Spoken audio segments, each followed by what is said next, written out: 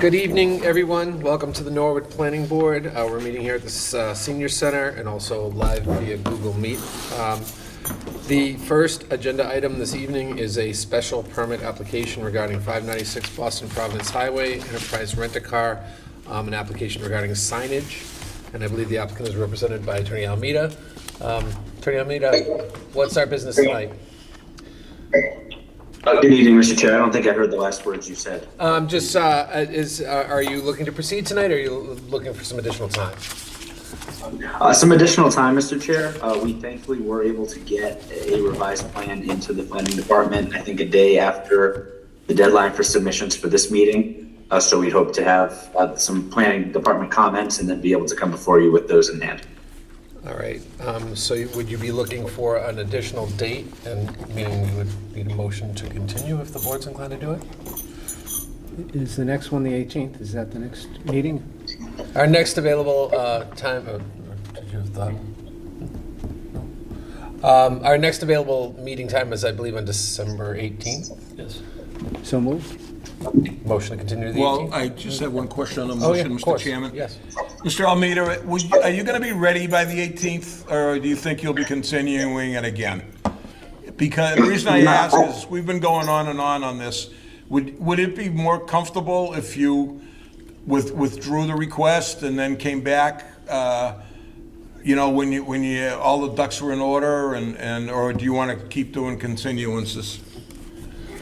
So I'm entirely in agreement that I think it's best if we don't have to do repeated continuances. Perhaps maybe the meeting after the next. So instead of the 18th, whatever the meeting is after that might be most appropriate. Okay. All right. We'll find out what that date is. January 8th. January 8th. Okay.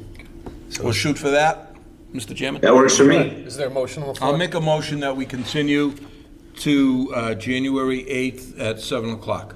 Anybody? Or no times, we don't put times. All right, so we have a motion and a second. All in Here, at the Norwood Senior Center. Motion to January 8th, 7 p.m. at the Norwood Senior Center. Motion and a second. All in favor? Aye. All opposed? All right, January 8th it is. We'll see you then. Thank you. All right. Have a good night. You too, be well. Okay, so the next agenda item is a major project special permit, major project special permit, 83 Moore Street, the Norwood Space Center, construction of a multi-unit dwelling. The applicant is represented by Attorney David Hearn. Attorney Hearn. Good evening, Mr. Chairman. For the record, David Hearn Jr., Gellerman and Cabral, on behalf of 83 Moore Street LLC, the owner of the property at 83 Moore Street. Mr. Chairman, we have filed with the Planning Board and the Planning Department a request for major project special permit, site plan approval, and so forth with respect to the proposed residential development at 83 Moore Street. We're asking tonight to continue that to the December 18th meeting.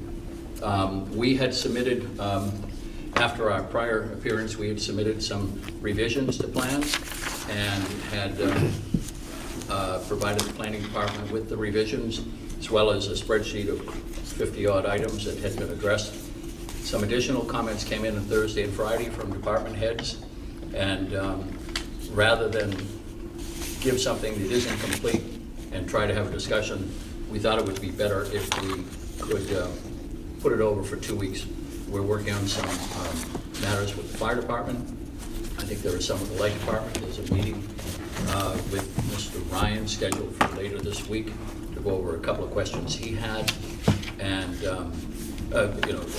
we thought we had answered the 40-odd, 50-odd items, but sometimes that leads to additional questions. So we're asking to continue it 2 weeks, no testimony or submissions tonight other than what's already been put in the file. Sure. Does the board have any concerns or questions about the request for a continuance? I'll make a motion to continue to December 18th at the Norwood Senior Center. Second. Right. Chairman, that's at 7 p.m. 7 p.m. Do we have anything else at 7?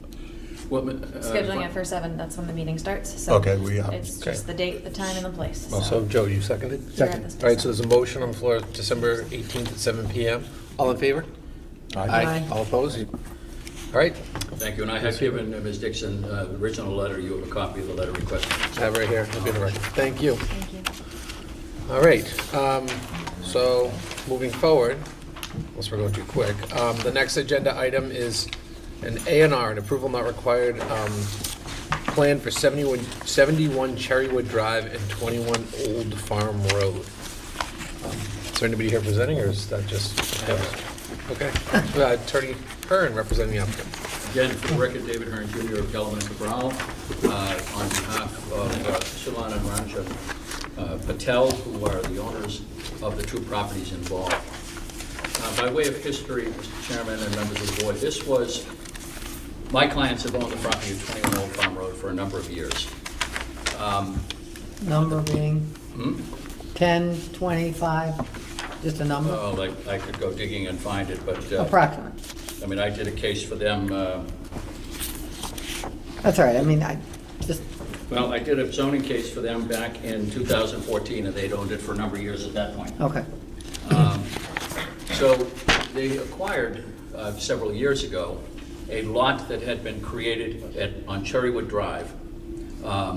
There had been a split of a piece of property there to create two lots, and that's a lot referred to as 71 Cherrywood.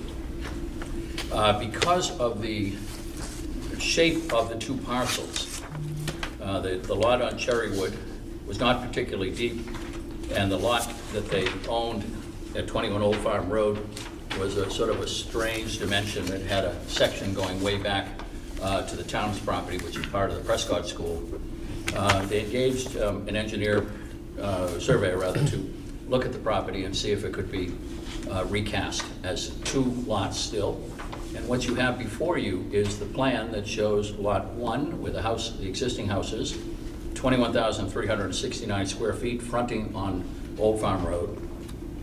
And the new Lot 2 is 18,652 square feet, with 100 feet of frontage on Cherrywood Drive. Now, when the lot at Cherrywood Drive was created back in 2004, I think it was, there was a finding by the board that, I'm sorry, it wasn't 2004, it's more recent than that. There was a finding by the board that the property being created, what was called Lot B, had adequate access, and the board, this board, made a determination of that is on record in the Registry of Deeds, and signed the plan that created, as approval not required, that created Lot 2. So we're drawing the lines to make the Cherrywood lot a deeper lot, rectangular in shape, taking some of the property from that and giving the 21 Old Farm Road property a deeper backyard in back of the house. It didn't have much of a backyard in its original layout. So what you have before you is the new plan. We have several copies of it, the original, and 4 copies. If you approve it, I'd ask you to sign all of them. Some for the town's files and some for ours. That's really it. Great. Is there anything I don't to have offer any the department? comments on this, no. Straight up A&R. All right, does the board have any questions or comments? Debbie? I'm just, the dotted line is what we're getting rid of, and the solid line is what we're moving it to? The solid line, if I may take a look at what you're Yeah. looking at there to make sure. we get the same So, thing. this is what we're getting rid of, and this is what we're going to, Yep, the old lot was this. right? And see, this had very little Yeah, I rear remember yard. doing that some years ago. We're going straight across here. Okay. This lot here went back and then had this odd jog here, this area here, which is not much use. So by squaring it off, it looks like this. This doesn't, Oh, that helps. Thank that's you. not there. So we still have 16 feet, 30 feet. Without changing any nothing side yard. changed. Okay. Except to make, we're making Lot 2 narrower, but it conforms to the 100-foot requirement. Okay, and the other one will still have frontage of 136 on Old Farm Road? Whatever it was is the same, yes. Okay. All right, thank you. 136 there. Okay, that's my only question, Mr. Chair. Okay. Is there a motion? Make a motion to approve? Second? Right, motion and a second. All in favor? Aye. Aye. Aye. All opposed? All right, thank you. Thank you. All right. Okay. Next item on the agenda this evening is another A&R approval not required, plan for 1125 Boston Providence Highway. And the applicant is represented here. Good evening, I'm Kevin Goggin with Goldstein Stores, here on behalf of the applicant. I think this is a very straightforward A&R endorsement request, but here to answer some questions. You may recall, this is the properties at 1151, 1177 Boston Providence Turnpike. This is the site of the FM Global Campus redevelopment. We were before you back in August to request an A&R plan as well. What we're doing here now, that plan was recorded. Subsequently, we want to make one modification to the shared boundary between what's now shown as Lot 1A and Lot 2A. And if you can see, just along Boston Providence Turnpike, where we have a circle right there, we're adding that little sort of squared off area, sort of the odd rectangular part of it. And the reason for that is we want to make sure that each of the lots can separately comply with zoning. And what that little extra piece does is it gives us some additional landscaping to make sure that Lot 1A, which is the medical office building, that'll now have 20% open space. The reason we're doing that is because FM Global will need to transfer Lot 2A to a parent entity. And with that, each lot will no longer be in identical ownership. So when that happens, we just need to make sure that all three comply. This change to the boundary line will allow for that. All the other lots comply with all the zoning requirements, including frontage for subdivision purposes. Great, And happy to answer any other questions. thank you. Any questions from the board? No, he threw in that green space just to Make it warm the Debbie pot. friendly. Sarah, anything to offer? No. Okay. With that, is there a motion? Motion to approve? Second? All right, motion and a second. All in favor? Aye. All opposed? None? You're 5-0. not gonna ask about your tulips, are you? Are you able to pick them up? They're daffodils. All right, I thought they were tulips. I think they're daffodils. They could be tulips. Maybe No, they're daffodil. thank you, council. Daffodils. They're yellow. All right. Okay. The next item on this evening's agenda is further discussion, I believe, of the proposed zoning amendments regarding the 3A MBTA overlay and accessory dwelling units, which I believe we touched upon during the last meeting. So, Sarah, are you going to I can give you some kickstart this updates. discussion? Sure. right. So after our meeting 2 weeks ago, I incorporated some of your comments where I was able to. I also did a little bit more research on some of the discussion topics that came up. So I summarized those in a memo to you. I won't kind of read through that verbatim, but I made some changes to the map to correct some issues from prior. The new map for Norwood Depot includes just the Crossings property. It does not include the housing authority, nor does it include the old parish cemetery like it did before. It is 5 acres exactly, which meets the minimum requirement for a sub-district. So that was a topic of conversation we had earlier about including land, that wasn't necessary. So this is really the minimum size for a sub-district. So that's the major map change there. Sarah, just on that, do you know what our new acreage total is? 73, I believe. That's after cutting out those two, 73 acres. May I, Sarah? May I, Mr. Gentry? Tell me, in planning words, the state told us we had to have 50, and we are going above and beyond and doing 70. How does that benefit the town? Sure. So you wouldn't be able to just hit the minimums and still come to compliance. So 15 units per acre is the minimum density, 50 acres is the minimum land area requirement, but we have a zoning capacity of over 2,000 units. And again, remember, that unit capacity figure is a build-out figure. It's not an actual figure. It's not a required production amount. It's just a measure of the density that we're zoning for. If you just did 50 acres at 15 units an acre, you wouldn't get anywhere close to that 2,047 unit capacity figure that we also have to come into compliance with, which means that you have to prioritize how you zone. And one of those figures, either the density is going to be much, much, much higher, or the acreage is going to be a lot higher. So we could have drawn a broad stroke and said 50 acres at the, density required to hit that figure, but that's not the approach that was taken here. The approach that was taken here was to use a lower density for a larger part, Lower a larger density, share of 215? acres, and that's at Windsor Gardens, to allow us to really kind of hand select and carefully choose areas near Norwood Depot and Norwood Central where reinvestment would be welcomed. And by crafting it that way, you end up being able to tailor the bylaw and aim the intentions of redevelopment at the areas where it makes the most sense. So what was that number, the 2,000, the state mandate? 2047. 2047, so. Yeah. And remember, that unit 2047 capacity is not a divided production by. figure. So It's an assessment. follow me if I'm doing this right. So at 15 units per acre, 50 acres, if everybody built the minimum, that's only 750 units, Right. right? Correct.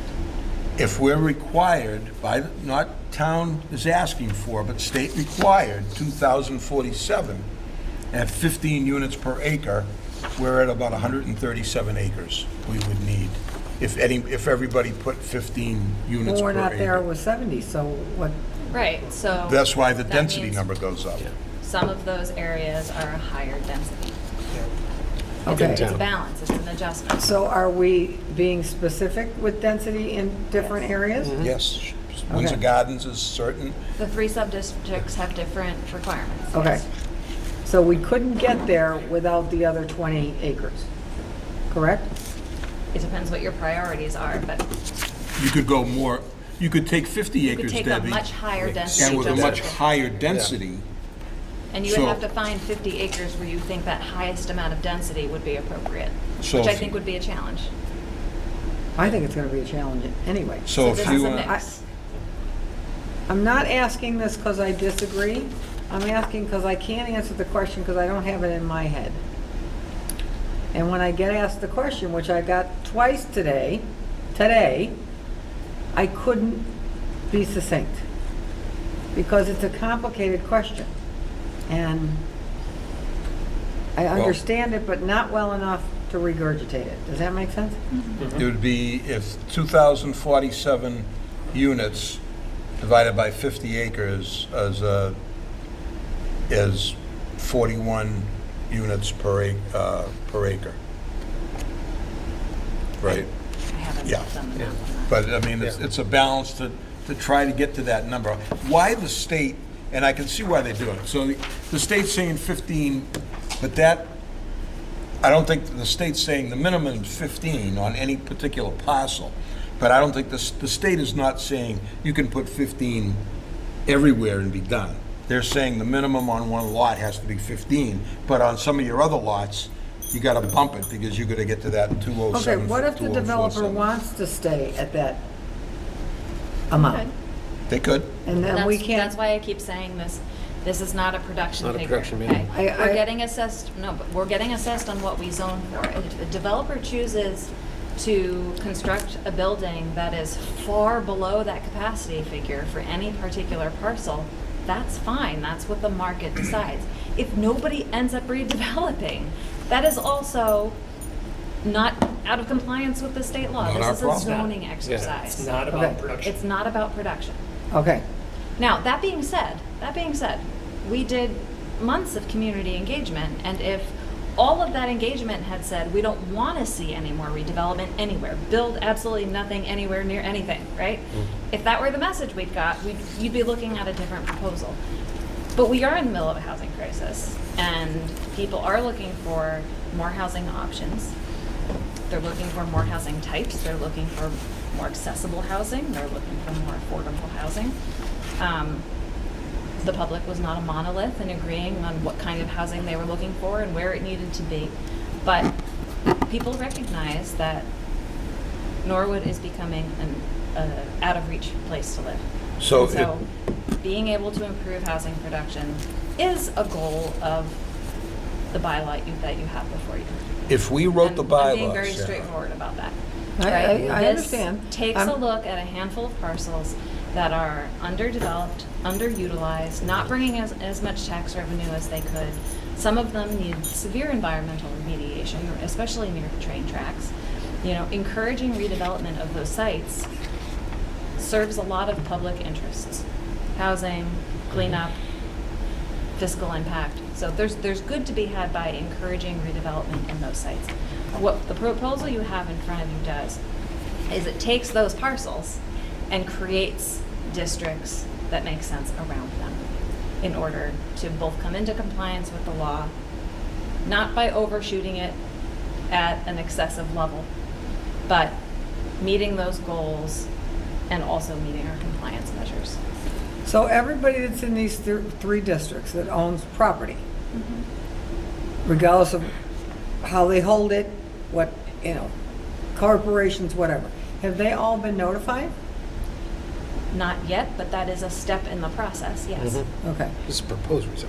So We need to af- have something that we're proposing. before After we do you that. propose it, and you are going to notify them, are the abutters going to get, I'm not being obtuse, I do Yes. not know the answer to my question. That is part of the process. We're just Yeah. not there yet. Okay. So that will be the We next need to have step in the something to propose process. first. Yes. So this goes to town meeting in March, Yes. correct? And those are, again, when you say it's not a production amount, I understand what you're saying about that, but I don't think the rest of the public understands that. No. And again, I don't think that makes the rest of the public uninformed, because I sit here month after month and I'm still verkuppled about it. I understand. It's been frustrating to me because it's singularly the most confusing and most pervasive piece of misinformation associated with this entire thing, and it has been from day one. so Sarah, if Day one. we were to write a bylaw with the bare minimum, saying the minimum and the maximum density you can have is 15 units per acre, which is what some people in the town would probably want, at 50 acres, and we sent it to the state, it would probably be rejected, because we're nowhere near that, the The unit capacity. unit Who picked the capacity. 50? You'd have to, Did you'd we have to pick create that? a district that's There's a somewhere like formula. 100, approaching 150 acres. Right. So if we you'd be said- touching parts of town that If maybe we, aren't best for redevelopment. if we said, if we did not put the density in, now they don't have to build it, but we have to allow it. They don't have to build it, like Sarah said, they don't have to do the full density, but it has to be available. So if we did the bare minimum, which is 15 units per You acre, wouldn't get there. and we put the maximum at 15 units, that's all you're gonna build, because the state says 15, that's it, that's the cutoff. The state would reject it, because that would only, a total count would be 750 units. 15 times 50, 750. That, Something has to be higher. Something Okay. has to give, because the state says, I under- within this whole picture, I got that. you gotta balance that to come up with that 2,000 I got number. that. Now, they don't have to build it, but that's where you I gotta got be. that. Okay. So either How do you've we got get- huge acreage, right? Huge district touching lots of neighborhoods that maybe don't necessarily need that redevelopment. Or you've got density 7+ stories in a much smaller piece of land. Neither of those extremes, I personally, my professional opinion, are what's best for Norwood. Neither of those extremes seems to reflect the amount of feedback and engagement we got from the public. So what you have in front of you is somewhere in the middle. Okay, so what's the highest density in any of these districts? If 15 units per North- acre is not it, what is Norfolk it? Central was right around 50. What was Windsor? Windsor Garden was 35. Remember, 32 units per acre is what's already allowed by special permit in the central business district, so. Would it be, Over No- 50 is and not Norwood a huge Depot lift. is, the depot is, what is the Was number? somewhere in the middle. But what is that number? The- I've changed it a bunch of times because I'm adjusting the maps, but it's somewhere in that range. It's in the 40s. would it be advantageous to flip them? To flip what? Windsor Gardens and Depot, the density number. Make the Windsor Gardens a higher density, because it's kind of Yeah, out of Isn't it sight, the out of higher- mind, yeah. already more residential. and lower central business. Well, I'm just throwing it out yeah. there. So my encouragement for you is to actually walk back from density, drop the conversation about Right. density altogether, and think about what you want these buildings to look like. Mhm. So are you proposing to make taller buildings at Windsor Gardens? Are you proposing to reduce the open space requirement so that there's more coverage of the lot?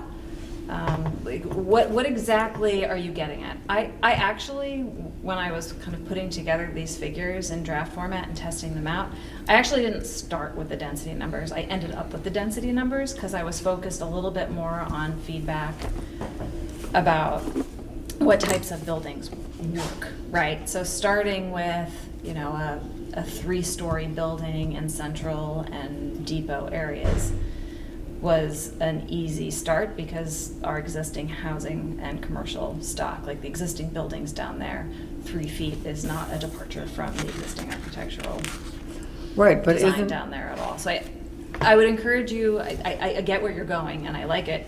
I think it's a good conversation to have, but I would encourage you not really to start with the density figure because nobody Yeah, knows no. what that looks like. I'm like, Like, my you only, can't my conceptualize. my only thing on this whole thing, and believe me, I want to encourage development down there. I don't like those vacant lots down there, and I think they're underutilized, and I don't want to keep them. Down where? Downtown. I mean, the central depot area, you know, Yeah. that corridor along Norwood the Tile. railroad tracks. Yeah. I think it's ripe for development, and I think it should be. Not everyone agrees with me, I understand that. But I think my only issue is, and maybe it's in the when we get to the bonus thing, how many floors is Avalon? Is that 4 or 5? 4. Is it five? I mean, I don't want to, this 5th floor thing is got me, I wouldn't mind capping it at 4 stories. And, you know, because I think that most developers, and I could be wrong, I'm not a developer, would somehow try to grab that 5th floor. And I'm just worried about the height a little bit. I'm good with 4, and I'm wishy-washy on the 5th, so. are you So good with 5 4 would with a be gable top? Because that's what, That would that's be what they've got. a step back requirement. Yeah, in the step Central back. District. So it would be, you know, a certain height at 20 feet from the public right of way. That's the front setback is 20 feet. I certainly but not wouldn't want to until go higher than 40 that. I would certainly Would want you be to, able to step up to that taller? I certainly that wouldn't want to taller go higher than Avalon. So tallest would be by the train tracks. It would be a lot further away from the street than Avalon is currently. Yeah, that's about where I like the Another height. building to look at, and I say this just because I've been driving around for the last like 4 months counting floors on buildings whenever I'm anywhere. The Crossings building at the corner of Central and Railroad. Which Is 4 stories, but that's right up to the public way. So I think that's a good comparison tool to kind of get a sense of what that step back, The one that on setback. Norwood Crossing, on this side, Another the old side. Stop and Shop. Yeah, across from the Heaven. Yeah, so that's 4 stories right up to the sidewalk. So I have a question. If it's a density units per acre, if they're 1 bedroom or 3 bedroom, that change, I mean, it's a numbers game, right?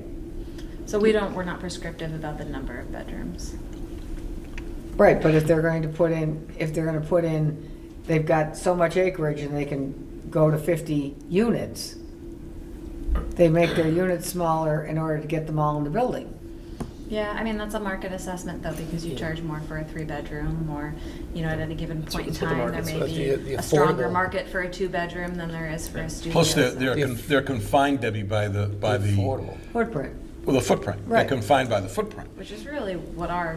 What our primary- goal is. Isn't there a requirement of minimum, like, isn't there a smattering of those 1, 2, 3 bedrooms you have to do to accommodate be the allowed. affordable unit? I mean, the affordable count, The affordable count just has to reflect what the market count is. okay. So you can't make. You can't make you know, a 10 building- one-bedrooms affordable, Right. and nothing else, right? Exactly. Yeah, it just has to be an even distribution. You, Yeah, Derek, I'm sorry. Yeah, I got something, Sarah. It's just sort of like on my mind. We get something drafted, satisfied with it, bring in town meeting in March, and such pushback, the town votes against it. Then what? November. So we You go have. again November? I Isn't would say there a May. cutoff where? Or And May, then or May. November. We have two more town We have meetings. 2 more town meetings. When's before the end do or die on this? The end of The December, end of the year. Of 24. 24. I get it. November, did the end. No, I I would understand be that, very 29. uncomfortable with November because this still has to receive state approval after we submit it. And also just from a practical level, town meeting appropriated over a year ago funding for a master plan. And the amount of resources that we've dedicated to planning this, which is a major rezoning initiative, it's important and it's significant, but like we also need to get to the master plan. We've got a steering committee, you know, ready to go. So my goal is to get this passed in March so that we can turn our attention to the other, you know, pressing priorities that that we have in front of us. Okay. But yes, I mean, if it doesn't pass, or if town meeting, you know, I'm thinking out loud here, not that I want to will it to happen, but, you know, if there are floor amendments, you know, that are made and it passes, that change its compliance, Okay. right, then we have to come back. I like your parking analysis, you went, and we're at, most of them like 1.2, 1.3 per unit, right? Per one bedroom, or per apartment? Per unit, yeah. It doesn't matter how many bedrooms, right? And what are we gonna be here? So 1-for-1 is what's proposed at Norwood Central, and 1.5 is what's proposed for Windsor Gardens. And most of these were like 1.2, 1.3, so there's a couple of wiggle room ones in there. And which is, I think, maybe, I mean, the studies show that if you look at the MAPC studies, Yeah. they are looking at, I think it's 0.75 is the Right, in actual what parking towns though? demand. I mean, I don't know. Walpole, she was in Walpole. I think we all live in Norwood. The Metro Core, We're having issues with parking. We gotta be off the street now. And some of our 2 families, I mean, some of our single families, when they've got a couple of kids and now they've got cars, they can't get their cars off the street. right, but 'Cause- we're looking at multifamily development. I and- understand, but- In the transit-friendly areas, right? So it's just a different dynamic than the single-family homes. If we, This is redevelopment. if we went to 1.2, that would add, I don't know how many spaces. And the only other a question I had, not a question, it was actually a comment, it was, you had put a red line in on the trailer parking and Yeah, as I a special wasn't- permit. I wasn't sure where you all landed on that. Well, I'm landing on a hard no, in my own opinion. Okay, so you don't want to offer it by. That's just my opinion. Other board members may have other Because opinions. remember, as a use, there's no wiggle room there. If dimensional requirements, you can put special permits on, but unless you offer a special permit on the use, there's no variance opportunity. for the- Explain that for to the me. I don't know what that ZBA and means, ask because for I'm a hard no with parking a bunch of trailers. It just means there's never going to be any exceptions that are allowed. Okay, Nobody will be able to go to the ZBA and say, well, here are my special So you're circumstances. saying Okay. you don't want to see That boats works and for me. utility trailers and the like? but that's what they've Just wanna make got, sure you- they've got that at Plimpton. There's no, To Debbie's point, there's no trailers Parking's or anything tough parked as it there. is. Yeah, parked cars. And, yeah. So, Joe? let me just be clear here. So for uses permitted by special permit, which I apologize. I keep saying I'm gonna put page numbers on this and then I keep forgetting to read. It's the 4th page, uses permitted by special permit. You're looking at B, which is accessory parking of one other vehicle which neither exceeds 12,000 pounds gross motor vehicle weight nor which exceeds 21 feet in length. C, accessory parking of larger or additional commercial vehicles. Or D, accessory parking of accessory trailers. So those 3 you want to just put in the N category, not allowed. Yep. Well, that would be my opinion, but I don't know how other people feel. I would be, do we? Well, I guess as far we- as that goes, I would say, I would be with Ernie on that. Yeah. On other things, I did want to say that I love the footprint of the zoning. I think it's perfect as to where everything is located. I think when it comes to the numbers, like Derek said, we may get pushback. But we'll have to discuss that a little bit more. There was one thing where we talked about the bonuses. I understand the bonuses. There's a reason for all of them, except for one. I wondered at Depot, you said, well, you can have, if you're going to have retail down below, and that's fine. You get an extra floor. And I'm wondering why, because if Ernie had he was going to have retail down the bottom, and Rob said, no, I just want to have the amount of units that for housing. He gets that. It's really as if you get the units. It's like a double dip. Yeah, you get the units down below. And I don't know why we would want to incentivize that instead of saying, okay, they're using that footprint in that, the what do you call it, the frame. And why should he get a bonus, Because he's earning? That's all. I don't I- understand, Joe. Are you The saying they tax shouldn't get a bonus Huh? for? The commercial tax rate. I don't know if tax revenue is the thing that I think it's the thing we worry about, but I think when it comes to this whole issue, it's going to be about how much activity and and the density. I think those are the huge things that there'll be pushback on something like this. And so if you go up another, Follow up on Joe's point. Yeah. When you're done. that's it. I want to just, Mr. Chairman, if I could follow up on Joe's point. I think he makes a great point. And I didn't think of that, and I'm glad you brought it up. Yeah, the mixed use, it's almost like a free pass. I'll do mixed use on the first floor, I'll have my cake and eat it too. So I'm still gonna get my 4 floors of housing, and I'm gonna get all this rental on the first floor. I'm with Joe on that, and maybe we eliminate the mixed use and stick to residential, and any bonus that we may offer really has to be, there's got to be some pain there for the, it's got to be, Just to clarify though, Norwood Depot does contain areas that are within the central business district. So there are commercial parcels there where you could potentially lose the commercial square footage. But doesn't In the favor of underlying district residential. isn't the underlying district still there? Yes, but not to the density that you would be able to achieve by rezoning So you pick your under the poison. overlay. Joe's gonna. I would say that I don't think you eliminate the retail. I think you account for it in some way that would make it equal, in the sense that, as I said, Rob is building his units. He's not getting the retail, but Ernie gets the extra floor. I just don't think that's right. And I understand all the other bonuses. I think they're great, all the things you've discussed, and they seem to have a good reason behind them. So if you wanted retail, you'd kind of lose Yeah. some residential. Yeah. It's a trade-off. Yeah. You want retail, you lose residential. You want more residential, you lose the retail. Yeah, I mean, Yeah, Yeah, I agree with you. because you're in the same envelope and you. Not unfair, it's their choice. That's their choice. That's a good point. That's a good, I like that discussion. I don't, I know you're talking about incentivizing to have the retail.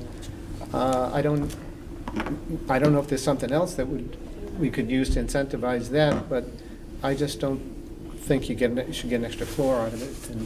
And What if they say they're gonna put a gym in for their tenants?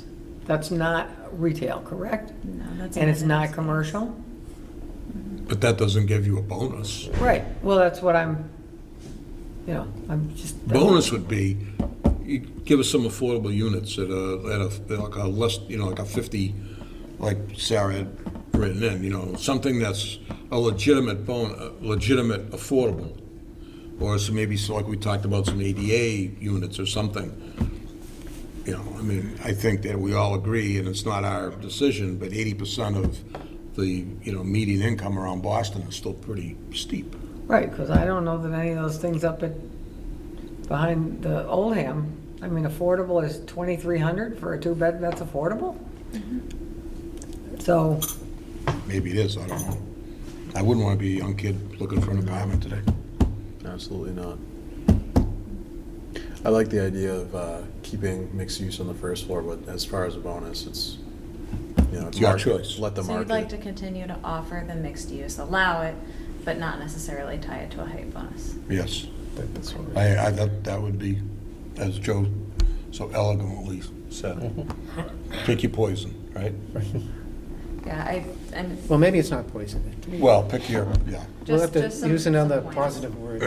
Rationale Pick your behind flavor that. ice cream, There you go. maybe? Not necessarily wanting to lose commercial in an existing commercial space. That commercial is a priority in a downtown business district, right? And that if you lose that component, then the downtown's just not as vibrant. You've got people, but no place to walk to and nothing to buy, no services to pay for. but the depot area is right in, And Lots you of also, commercial. again, you want to preserve that balance. So it's both a vitality issue for a pedestrian-centered downtown as much as it is a tax revenue issue. But I can definitely see where you're coming from. Maybe don't feel strongly that it's worthwhile for the bonus. But just the task force came up with that idea for the bonus once they started including some of those parcels in the central business district, not wanting to lose, that component of it. So that's where it came from. If we don't want to, excuse me, sorry. If we don't want to lose that, is there some other type incentive? The money you would make having a retail business in there, is it more advantageous than having housing, what they It's would pay? not. Usually the residential is what subsidizes the commercial use. I imagine this, yeah. Yeah. Could we, not to complicate this, but I think we mentioned possibly having a la carte kind of thing where maybe you can't get the extra floor just solely based on a business on the first floor, but maybe you needed 3 different Yeah. things to come together Time for that, and that environmental or something. possibly could be one of 3 to get your goal of an extra floor. could you give me an example? Use that in a Open sentence. space, Green roof and- higher open space, business on the first floor and whatever, affordability. Solar panels, Or affordable. something, Yeah. some smaller pieces that could equal, granting something like an extra floor. That's a good idea. Yeah, I just think that my own opinion is if you want that 5th floor, you gotta fight for it. Yeah, You gotta, it just can't be an easy. Is it a flip floor with a flat roof or a 5th floor with a gable? Is the gable included Well, I in think your as a height? total height, there's a total There's height. height restrictions and things. Well, that they was an can issue work at Plimpton, remember? Everybody wanted them not to be the Avalon flat top buildings. Remember that? Nobody remembers that? And they put the gable on it? Avalon never came before this board. No, but they didn't want an Avalon building. They didn't want the flat tops that Avalon builds. So they came in with the drawings that they were gable roofs, which didn't include, wasn't included in their height? I Because don't, those are four- I was not involved in the Avalon, Not any Avalon. discussions. Well, that's what you said. Plimpton, they didn't want, Well, Plimpton is Avalon. yeah, but they didn't want a flat top building, town, all the machinations we went through, because it didn't go with the neighborhood of Norwood. So are we counting? Are you talking about the original plan way back that No, that didn't let's go through? finish now. But that did not come before this board, not at all. No, but it came in front of town meeting. I don't think it did. 40B. It was a friendly 40B with the selectmen, I believe. Okay, well, I could be wrong, but So you Having a want, varied roof line does mix up the appearance of a tall building. And one of the design standards that are listed in the proposed bylaw does require some consideration for architectural details that include varied roof lines if the building has more than 100 units. So to try to avoid that kind of like monolithic box, structure that factory exists. kind of, yeah. Like the crossings. so again, the question is it included in their height, or is that, And where do you determine that? Do you determine it at the median height of the roof? You know, where it's not the cap or the bottom, or right in the middle? On top. Or do you do it at the apex? at the For the height. for the height, you Yeah. gotta be apex? The bylaw is prescriptive on how building height is calculated, and it's calculated the same way throughout town. So I think that the same thing should apply. It's the same throughout Okay. town. We don't calculate it Not any to add a new differently. one or something like that. It's right there, already defined.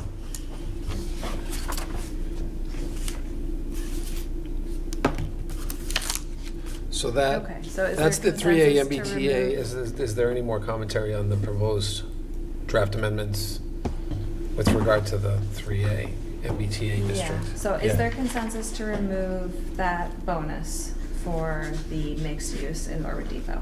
I think we've heard, I'm in Want to take a favor of vote? I don't believe it should be allowed on its own to, for like I agree with Joe and For a and Ernie. bonus, Yeah, then. but Yeah. possibly. that. You could have it. You can have Yeah, it, but right, it's but not- just not as a bonus, I okay. actually, And then, yeah, I agree substantially with Joe. I actually like your idea of there being more than one, potentially more than one criterion for the granting of the bonus. And do we So- have to be specific about that? Well, I think right now, it's just a She's matter gonna of. be right.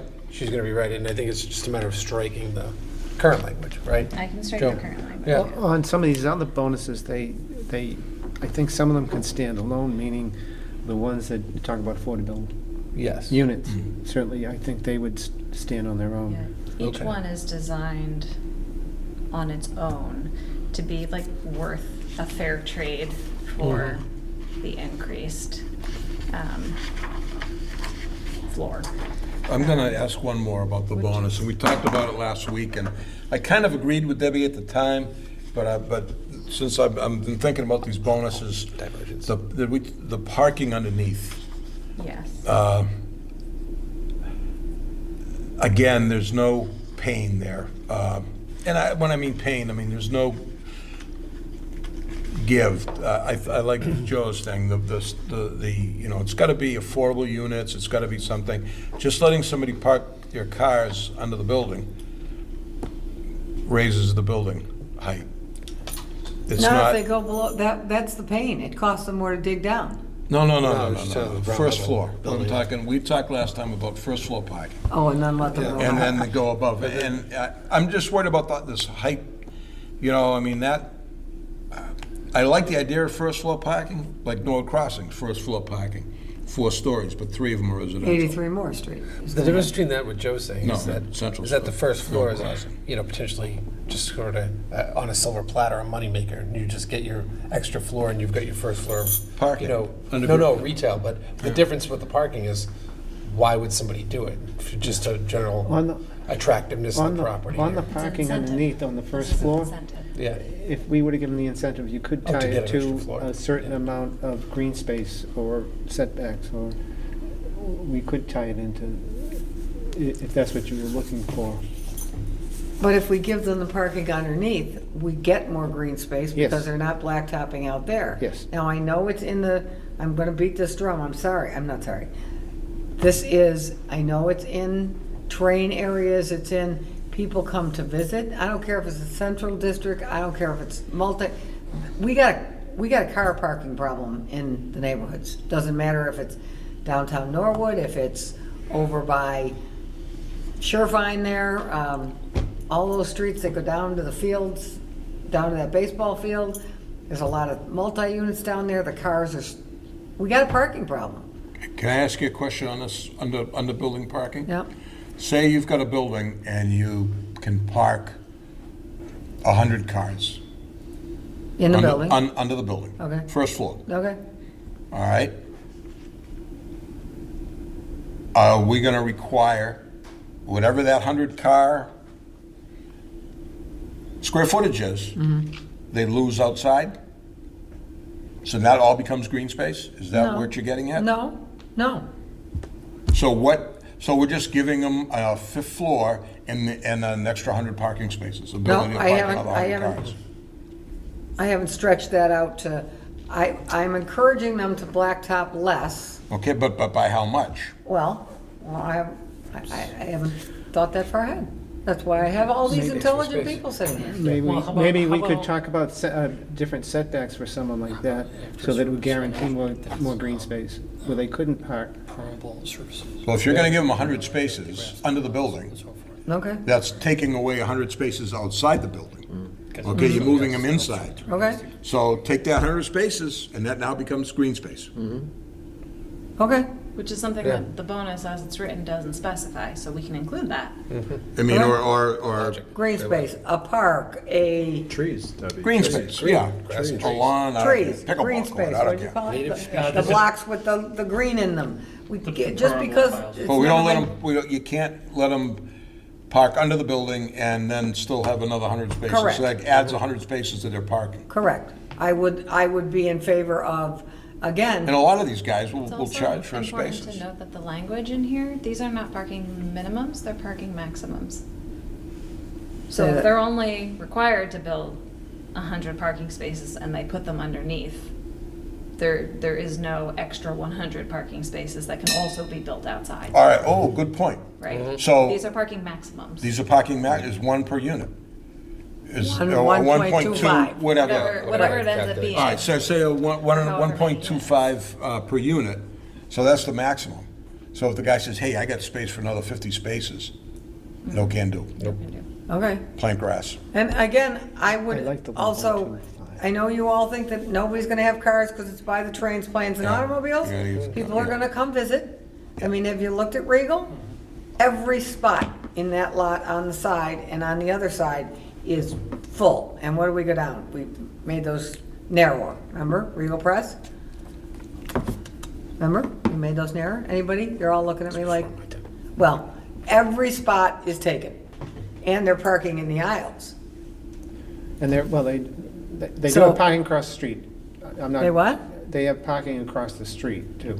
Okay. But I'm just in saying the- that in it's that not bill- to forget. I get it. Yep. But so people that come to visit, so we could give them, but we could do that by special permit or something later on. They could have visitor parking 5 spots. And the rest is green or tables or a play area, I don't know. Trees. If we Trees. went to 1.25, what kind of issue would that create? I can run the numbers on it. Okay. The compliance model that the state gives us will assign an amount of square footage. So it'll tell you by increasing your parking minimums, you would potentially be converting this many acres to asphalt, essentially.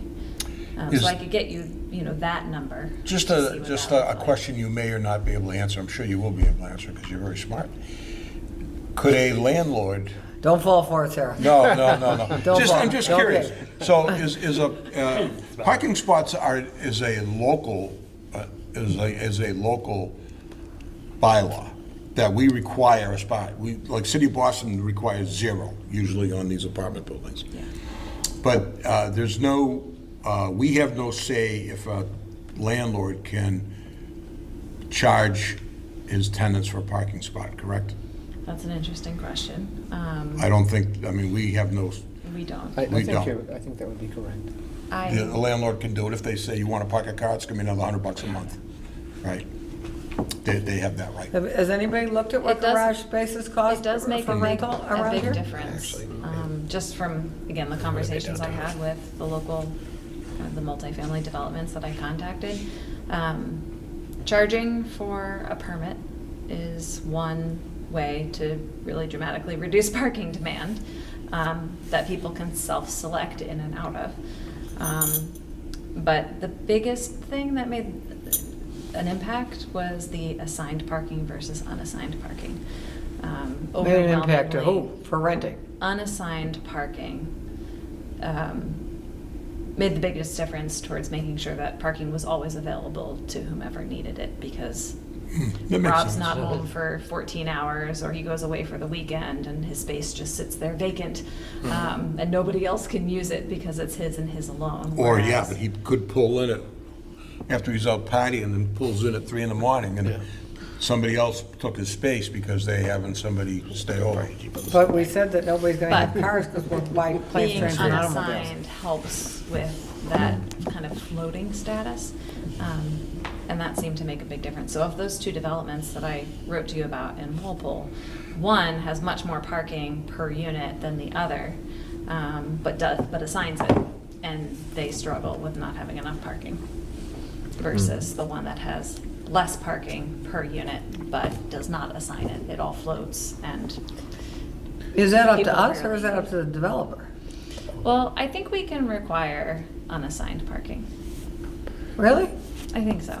We probably could, if they said they were going to have a sign versus, or one or the other, we could probably give them a waiver of some sort. I don't, On- I would leave that up to the developer. Personally, my own opinion, I'd leave that up to the developer.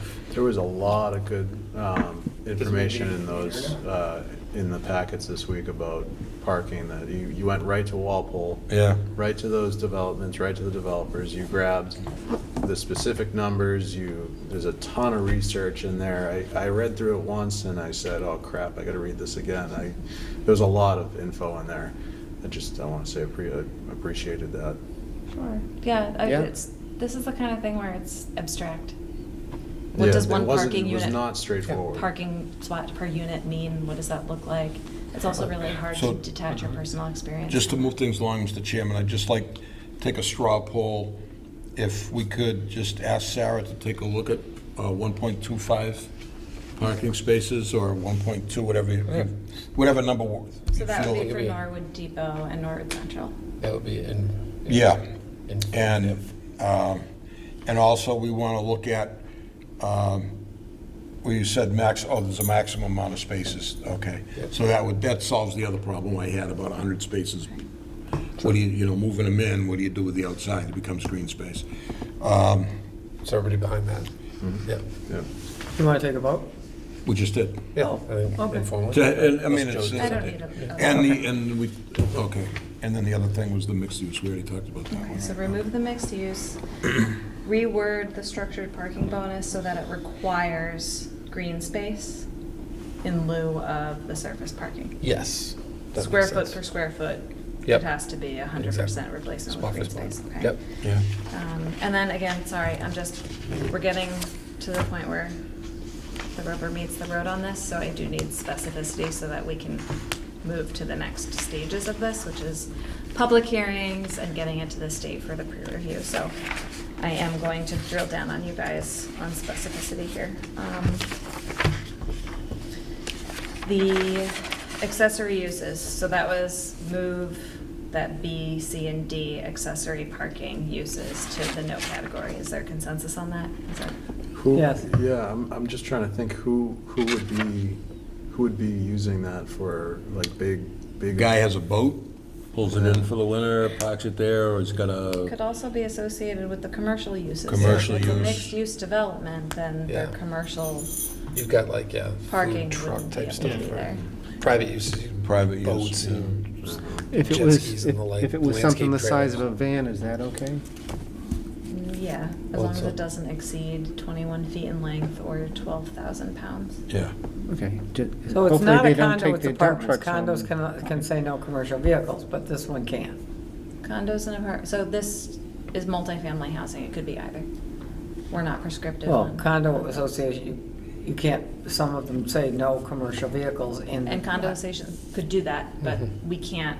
We can't do it, but We can leave it We up to can say them. just We the can leave it length up to of the them. building? Okay. if somebody decided to build condos, then the condo association can come up with their own rules. Right, for but she's condo. asking for specificity. Right. And we're saying no trailers, No trailers. and you're It's- giving a length. Panel Right. trucks are okay? So this definition already exists in the bylaw, it's in the table of uses. We just need to assign yes, no, or special permit. Those are So your is it choices. no, no, I'm no? I'm voting no. No up and down, I think. Is everybody Joe? No. I think Okay. I'm a no, yeah. Yeah. The other changes that were redlined in here, if they haven't come up, are you okay with them?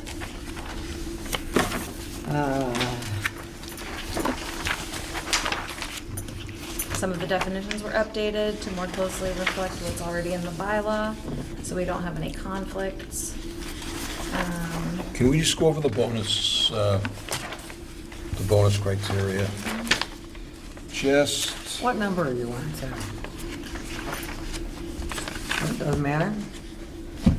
I reduced the requirement for multiple pedestrian entries facing the street just to one, the one, yeah. which was a conversation last time. The major change to the bonuses, proposed developments are eligible for only one bonus. Right. I added clarifying language to the affordable housing density bonus. We'll remove altogether the mixed-use bonus for Norwood Depot, and then add greater specificity to the structured parking bonus that requires one-for-one replacement on green space. What about Norwood Central on that?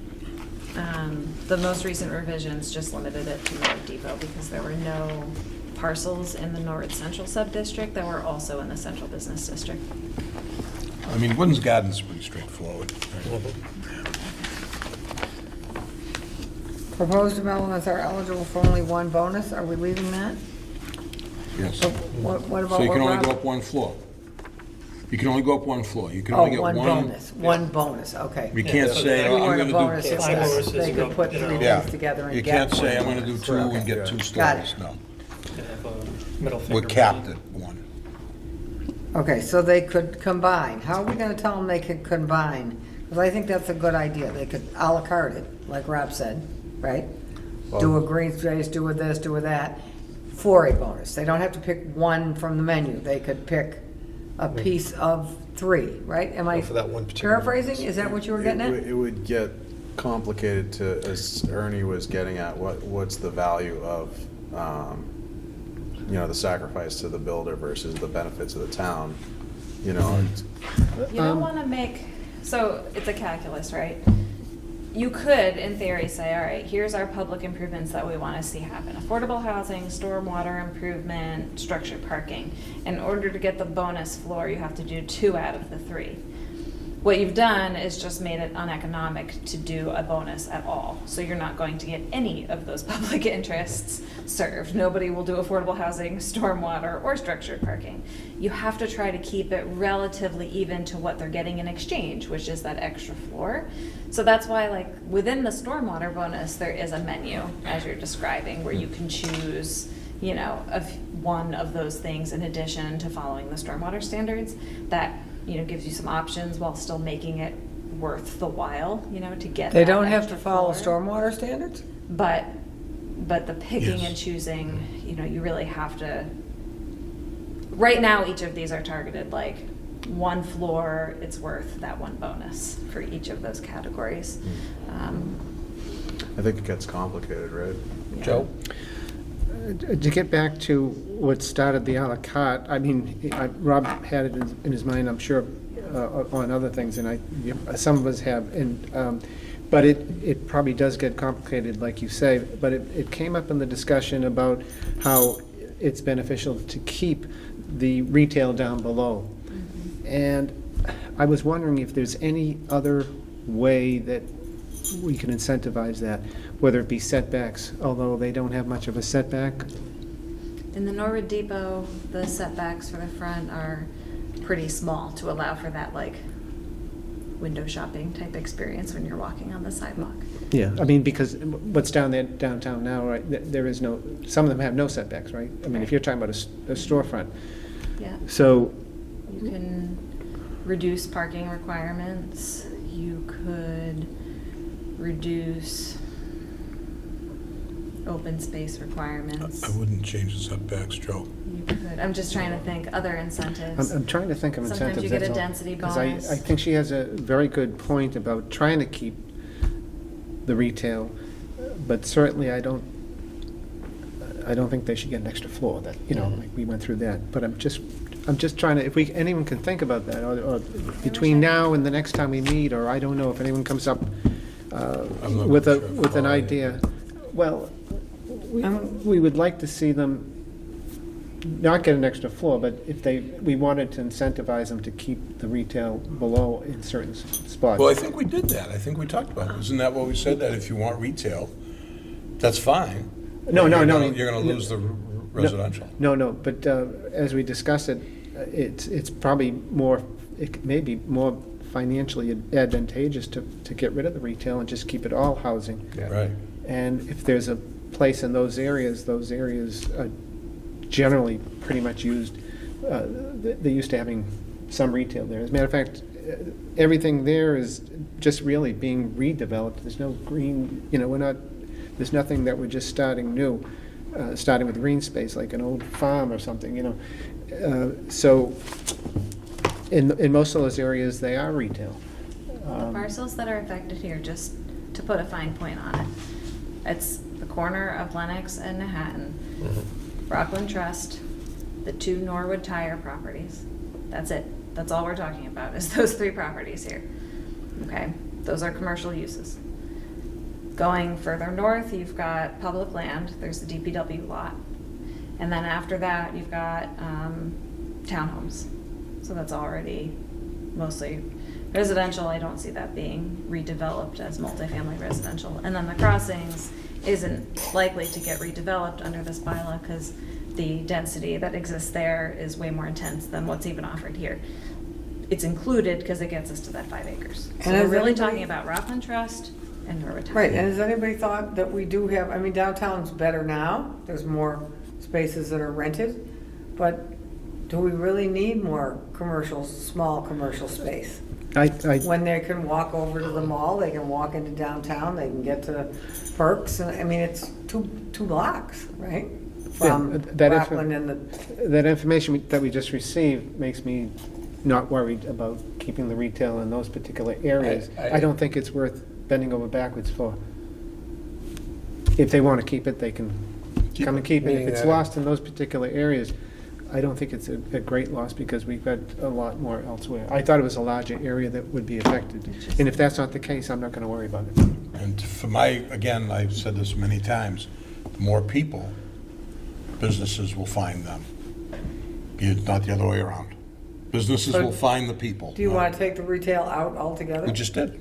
Oh, all the way Out of the across, bonus. not just, Out of the bonus. okay. But you can still do it if Right. you feel that I really want to put another coffee shop on the first floor. I'm a developer, I really want that. Have at it. Well, and if they want another floor, then they can pursue one of the other bonuses. Yep. They Okay. could construct more affordable housing to get the extra. Yeah, I think floor. affordable housing is really the bonus that I personally, I mean, I think that's the one that It's worth But you know, is again, the that's more, the more worthwhile bonus out of, green space is fine, I appreciate it's all nice, but affordability of these apartments, I think is, I mean, how many of us, market rent, when we except- started out could live in Norwood now? Not too many, when we were, think back when we were kids. Or you're still a kid, you're still a kid. How did you read the information I shared with you on the the accessibility. I know we had talked about your idea for tying increased accessibility to a bonus. And so I did talk to the AAB at the state about that. We do have the ability locally to supersede AAB requirements, but AAB requirements for building code are already fairly strong. So for a multi-family building that has more than 20 units, all of them have to be Group 1 accessible, meaning they're able to be converted to an accessible unit without any structural changes. So structural changes being wider doorways, lower countertops, that sort of thing. A Group 2 unit, and the architect here can correct me if I'm wrong, but the Group 2 unit is the unit that has the structural changes. It's got more square footage to allow for, greater movement within the unit. It's got modified appliances, lower countertops, that sort of thing. The appropriate clearances are required around the doors and the kitchen and bathrooms and stuff like that. So 5%. It's already structured, laid out. 5% of the units need to be Group 2s already for new construction. We could require more or lower the threshold down from 20 or, have some creativity there. The folks at the AAB said that they did not know of any other municipalities that had done that. They wouldn't be able to enforce it. They could only enforce, at the state's requirements. But I can have a talk with town council about whether or not, he thinks that would be enforceable from a zoning perspective. My bigger concern with it was not necessarily the enforceability, but to go back to this conversation about the economic analysis, the cost of constructing more of these Group 2 units. Again, and this is not like a super formal survey, this is just informal conversations with the building, inspectors and everything. It seems like we'd be giving away the extra story in exchange for not a whole lot of expense on the developer's side. Oh, God, oh, no, it's not negligible on the construction, but the benefit is that, when we met with the Disability Commission and I think there's a need for that. I could be wrong and I don't know how many new apartments we've built over the last 10 or 15 years and know that maybe they have put some in. Congratulations if they have. I think that's a nice thing. That's a nice thing to do. And you don't this, you could rent them to anyone, but the Increases the supply, yeah. increases the supply. People with disabilities, it's tough.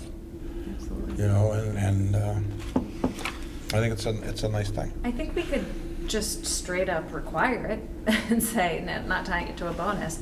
But I have concerns that would run us into problems with compliance with the state. Because the state is looking at these bylaws and saying, you can't make your requirements so onerous that you're discouraging development. Now, I don't think It the could only be cost a couple. of increasing these units It's is that extensive, negligible. but I Negligible. don't know that the state's done that research. They just might see it Negligible. and But have, there's more square footage for the Group 2. yeah. And you increase that more, you're taking away more possible units. All right, so that's that sort of ROI and If everything. you just require But one or if two. if it's encouraged for, the accessibility is encouraged more for an elderly, the senior, all right, who's not going to be in assisted living, but is still independent, but kind of needs that space. We're having a growing population. All right, there was a young lady that was here that talked about having that kind of area somewhere in Norway being provided. And again, it's just not pushing requirement, but it's not. I wouldn't mind requiring just one or two units. Yeah. And then this, whatever the state law is on Group 2, would still be in compliance, but actually have 2 units that are built out. Well, so the requirements are that 5% are going to be Group 2. But are they They've gonna already be, required. but they can be converted, I thought. That's Group 1. Oh, okay, I'm The sorry. state already requires 5% of a building that's 20 units or So more. group one is built out with the wider doors all of and them have the to be group bathroom one. fixtures are, okay. Group 1 is like convertible. Yeah, they can easily switch over. They can easily switch over like on demand. And they already had a Okay, blocking. all right, I They all apologize. have to be group 1 in that category, but 5% have to be the group 2. So you'd have really just the option of asking for one group 2, you know, for anything that doesn't hit that 20 unit threshold, you could kind of lower that threshold. Well, I So don't group think 2 anybody's is- gonna build anything less than 20 units. Or you could say, you know, you require 7% instead of 5% or 8%. I think that's a great, when we do go to town meeting, you know, to explain, you know, what's, you know, that 20%, you know, take a 100-unit building as an example, and, you know, 20% are gonna be, you know, at 80%, and we're gonna require this, and out of that, so many are group 1, group 2, and explain what those are. I think that's important for people to If the question is, know. why are we exceeding the state's requirements and actually hoping that something will get built, that's part of the answer, right? New construction, new housing, elevator accessible buildings are going to have accessibility features that don't exist in an old housing stock. Right. What we've got, you know, when you've just got single-family homes and duplexes, there's no guarantee that any of those units produced are going to be accessible. Allowing building height 3 stories and above increases the likelihood that redevelopment is going to yield elevator accessible buildings. Where does the And elevator start? At 3? Elevator accessible buildings, you know, then you've got the triggers for the group 2 units. right? So Anything that- 3 floors, that's not an elevator, right? Yeah, so, I mean, that is one answer to that question, right? Why would we want to encourage that kind of housing? Well, you know, there are some unique advantages of newer housing in that kind of mid-rise form of development. Okay, so did you want to explore a little bit more of adding that as a crime? What do you want to do with that information? Are you satisfied with that being a point of information just to inform any new development? You're talking Do you about wanna the make it a accessibility? Which requirement? one are we talking about? Yeah. Accessibility?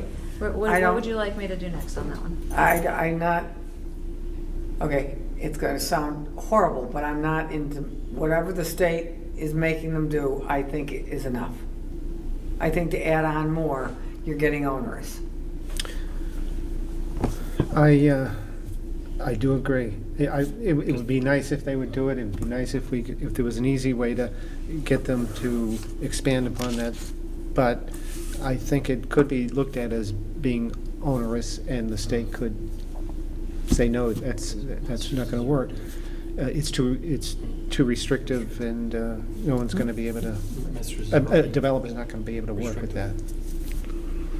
So that's, but they're still getting 5% group 1, which is, which is convertible. No, group 1 is convertible, and they all have to be group 1. Okay, 5% have to be group 2, which are fully accessible. okay, and that's the state requirement. State's requirement. So they're gonna build that no matter what. So I'm fine with that. I agree with you. I'm okay with I'd that. say maybe option C. I'm just gonna throw it out there, just an Yeah. idea, option C, upping the percentage à la carte for the extra floor with other things. I know it's a lot of complicated work to figure out, but just an idea. That could be one of 3 or 4 things you choose to Okay, improve. so creating a new bonus, that's a combination of these These smaller, other things less that- expensive things to do. Whether it works or not, I'm not sure, but What other things would you like to include? if we don't have any other things, then maybe it won't work. But if there's things that we think of, Green space is already in there. He's been over here mumbling trees all night, okay? Nobody else is hearing this. He's been mumbling trees all night. Just trying to keep you going. So, No, I think that's a good idea, if there are other, I think that's a good way to get it in there. If they're not large enough to warrant, you know, and hold a bonus up on their own. yeah, then it could be considered an option and the state couldn't deny it because it's an option, right? Because it's a bonus incentive. Yeah. right. On these bonuses, are they automatic, or is it something we have to vote on? These are by special permit. through us? Well, then that makes it an option. That would be something that, it's not guaranteed, but that we could consider, right? So that may be a way of But going. of course, they're not 100% discretionary. You'd have to have a good reason to turn it down, otherwise you'd be open to appeal on a special permit. You gotta remember, if you're taking if you're looking at 50, if you're looking at a building with 150 units, 50 units per floor, and we give them a bonus, they're gonna get 50 units at $2,500 a month. That's a nice, it's gotta be painful. I mean, it can't be How about, something easy. instead of saying painful, it's gotta be mutually beneficial? Well, it's, yeah. Right, I mean, But I now mean, you're what- giving me a huge building, could we chunk it I down? mean, 'Cause so, these aren't so gonna if you be- give them, if you're gonna give them another, say, 30 to 50 units, rental units, the benefit to the town has to be substantial. Okay, I 100% agree with you. I think I've been banging that drum for a couple of minutes here in the last 10 years. However, I think we have to be definitive and have it in writing specifically so we don't run Get into that. what we all run into. We get that, but All right. let's get specific, though. Okay, I like this, I'm going back to the state on this, has to go with the state. no extra bonuses on Well, how many? whatever the state The state mandate is 5%. And I'd say stay So with you- that. If you're gonna give them another floor, No. and you're just gonna make them do another 2%, that's not, I do that every day, but every day of the week. No, Right. and I wouldn't. I would like to stay with what the state is No, mandating. I'm not saying if I was a developer. Oh, If I was a developer and you said I'm gonna go from 5 to 8% on group, Right, so let's group take 10, it group out 2, and just have 'em- for an extra floor, sign me up. No. I guess my point was the list could be 10 things you gotta meet. Yeah. It's, if we had 10 ideas that we would That were get smaller, creative. expensive. That's 10 smaller ideas that we get creative about. If you wanna do 10 of them, maybe an extra floor, I don't know, it's just an idea. No, it's a good idea, if we have other ideas. Yeah. Right. Yeah. do they get to come to us with ideas? Like if No. they're, okay, so do we have to, I want to move away from that model. Okay. It has Yeah. not worked in the central business district. Okay, so Am I do- wrong? Right, the What do public you- benefit where they come with their own ideas, just, it has not No. been. okay, well, if somebody's willing to put Effective. roof decks on,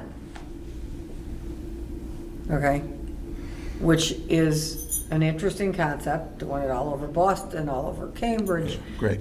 Okay, is that because that is, That's actually already in one of the bonuses. It's in the stormwater one, having green roofs. I didn't No, mean no, just you're- green she's- roofs, I She's meant, talking about an occupied space up on the roof, like a roof deck and everything. Usable. Okay. And you get an extra floor out of that? no, Yeah. no, but it could Would be. that be viewed as one, right? Hold I on. like having open space. More open space on the roof, but like Rob said, little pieces of it. So you gotta do half, you gotta do half a roof and you can do more green I mean, aren't we trying to get more specific with, I've completely lost you, I can tell, because you're from No, me. maybe. Some you- other ideas other than ADA compliant parking spots. What's the benefit to the town to have a roof deck? That's what I was wondering. Yeah. To have a roof deck up there with a grill and a Yeah, it's tiki an bar? incentive. What's the It's a- what's the incentive for the town to, what's the I mean, benefit to the town for that? It's a benefit for the residents For of the, the for the apartment. builder, it's a perk in the. Right, but I think, I was somebody that okay, looking for let an me, affordable I've got an apartment. answer for you. Okay, I'd like to hear it. Okay, I'm ready. All right, fire I away. think if Route 1 looks better and we get, I'm just giving you an example, if the buildings look better and you get people who want to come here because there's amenities that other places don't have, that benefits the town indirectly. We get people that come, that stay, because we have not just affordable units, because come on, guys, let's tell the truth. These are going to be market rate, except for the whatever percent you get. We're not making cheap housing here. This is going to be market rate stuff. So we get people that the product, like down at 83 Morris, like Regal Press. We have a more interesting product, we'll get more people that come to our town, stay, use it, buy cars, eat a sandwich. All right. So the I'm roof gonna- deck, I'm how does gonna- that benefit us? Yeah, okay, so I'm Okay. gonna counterpoint you. Okay, roof decks are great, if I live in the Okay. property. So I'm building, on this lot, I'm putting up my building. Mm-hmm. Over here, Larry is putting up his building. Mm-hmm. Okay, we're fighting for the same customer. Right, I want mine to be better than Larry's. Right. So I'm gonna give my tenants more amenities. I'm gonna put a roof deck up there with a little tiki bar and a gas grill and, you know, overlooking Yep, a train yep, as yep. it comes rolling through. Right. All right? So I'm gonna do that as a developer right, to make my product better Right. than Larry's. okay. And Larry might say, okay, well, I'm gonna put more green space and make it look prettier outside, and I'm gonna, giving that as a bonus to me is not Okay. not even a Well, I'm not consideration saying on my just you part. put a roof deck on and you get an extra floor, but it's too hard for her to, I'm just thinking out of the box. or No, that's fine, just something out of no, the no, box. I'm not, I'm just thinking, I just can't see, you know, Because. I know you keep saying Boston, Cambridge, yeah, that's fine, but it's Dedham? not a, yeah, but, Okay, but look they're what, not look what required. Norwood Crossing, no, but Norwood Crossing put in a pool and exercise rooms and all that stuff. Again, you could say what you want about that building, but they put that in to get a different clientele. Right, and these people So- will too. So I'm Because not, you- I'm not saying do the rooftop and give them a bonus for that. I'm saying maybe that could be a piece. You could do a rooftop and 20% more green space and something else, and then you'd get an extra floor. Just some options other than parking. I mean, what are we down to? Parking, we've taken out the Affordable. Affordables. affordable, we've taken No, out the I thing mean- for,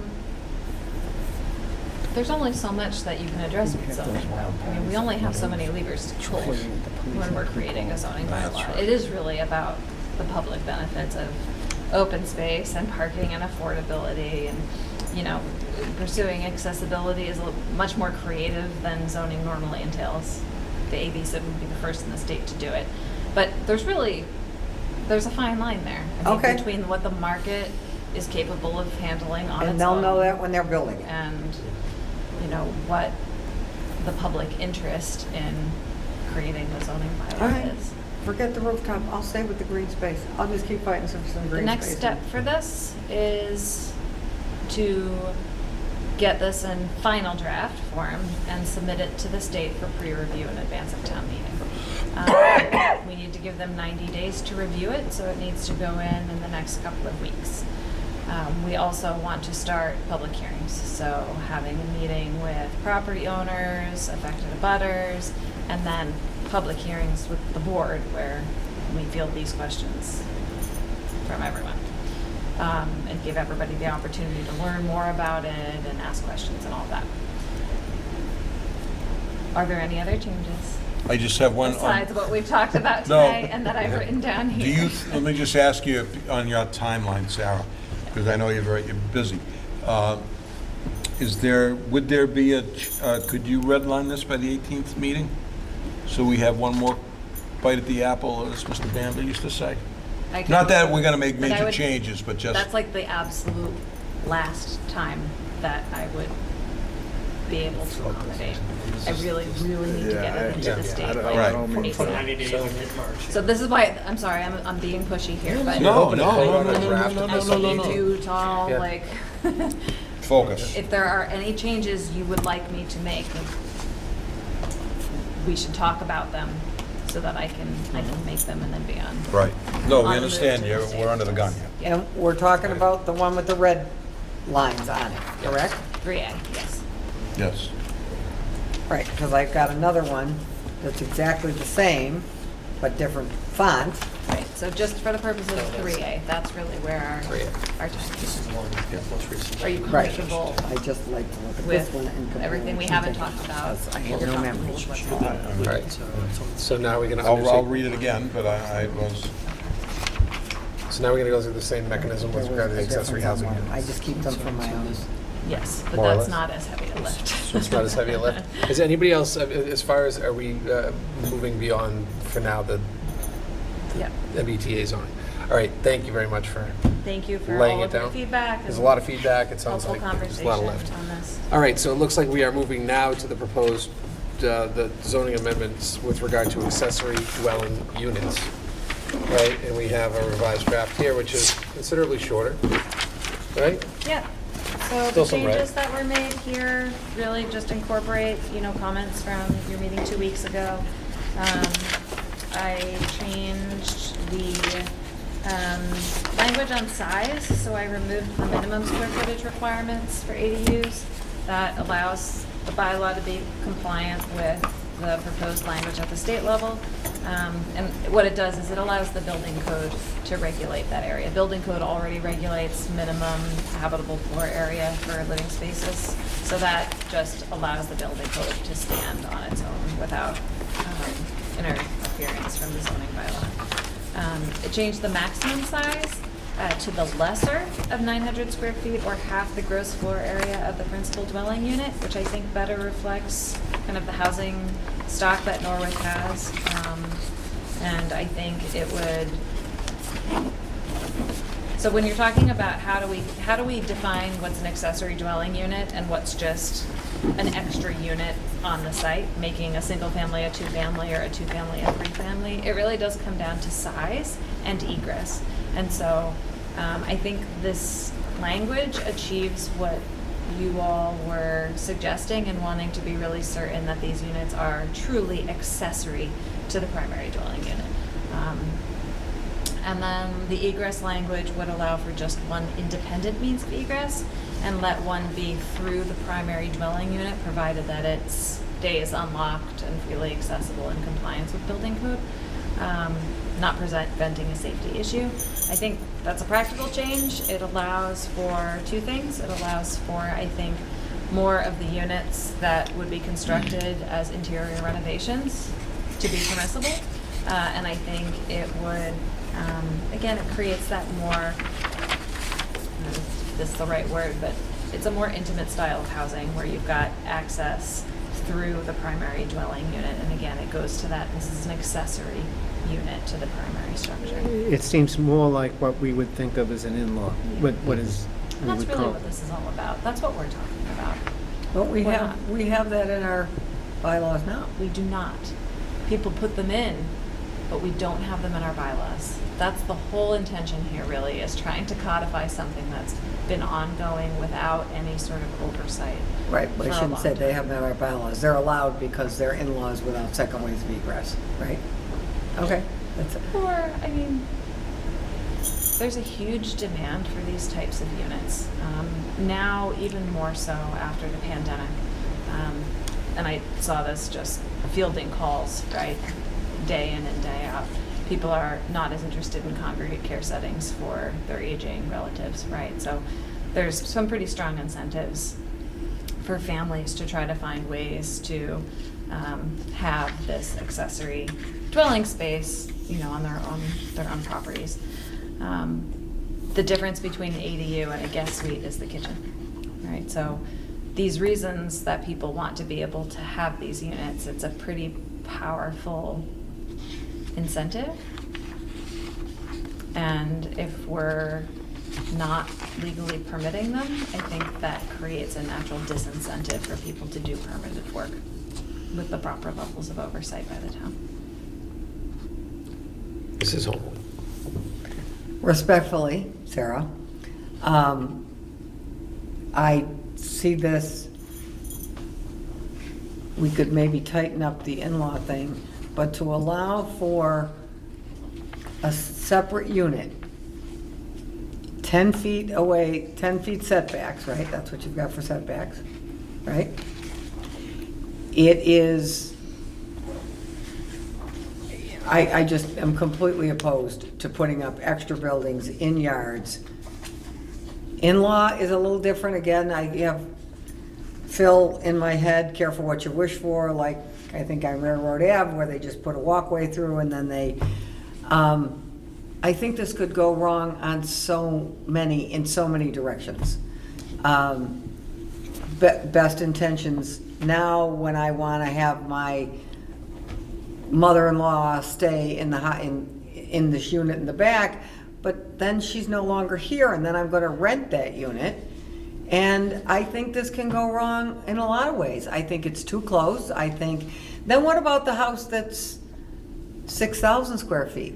Can they put up a 1,500 square foot building? It's the lesser of, that's the change I made to the size. So I- it's the lesser of half I or don't- 900 square Yeah, feet. I understand your intent. I don't completely disagree. However, I think it's really, okay. I Well, so called, let's talk about the detached units, because that was something that, right, a let lot me of just members go of with, the board we were have concerned about 5,850 single families. We have 752 families directly from our assessing department today. That would mean we have 6,600 units that are available to either have an accessory building or have an in-law. And I know you say, well, everybody's not going to do it. Well, if a quarter of them do it, if an eighth of them do it, that's another 700 units. And it's, you know, if you want to be this, I'm completely opposed to putting another unit on a lot it's just going, it's not what I envision the town to be. I get that we have apartment buildings. I get that we have, you know, we need to develop areas of manufacturing and things that aren't being utilized. But to add another layer of this to an accessory building in the backyard, we make you put a shed 10 feet away. And now, 5 feet away? Okay. So 10 feet is from here to the end of that gray table. And now you've got a livable unit. The grandma's not in anymore. I'm dead. And what are you going to do, not rent it? We have a mourning period first. But, you know what I mean? Are there setbacks that would make you more comfortable with the detached units, or building height changes, or what dimensional requirements do you think would be more appropriate for those? All right.